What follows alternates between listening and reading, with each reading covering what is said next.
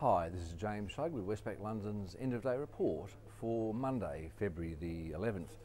Look, it was a very quiet day in terms of economic data. We had French industrial production reported down 0.1% in December. That was the third fall in 4 months. The annual pace of decline around 2%.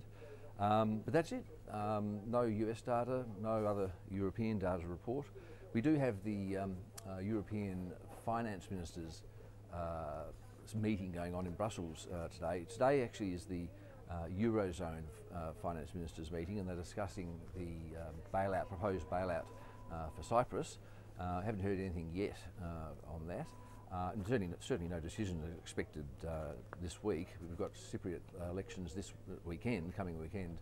A decision will come most likely after that. Tomorrow we've got the all EU finance ministers, including those outside the Euro, meeting. But nothing much else to report, I'm afraid. I mean, Italian bond yields are pushing higher on political concerns. We've got elections there weekend after next. In fact, Italian 10-year bond yields at 4.6% today are at their highest since highest in several months now, highest since December last year. So we're looking at a 2-month high. And Spanish bond yields have been lifted, they're at 5.4% at the moment, just almost matching their 2-month high. In terms of equity markets, then a lot of them treading water. Movements generally not that big, with 1 or 2 exceptions. The London market up less than 0.1%, just heading into the close. The French market flat. The German market down 0.3%. The Spanish market down 1%, and the Italian market down 0.5% today.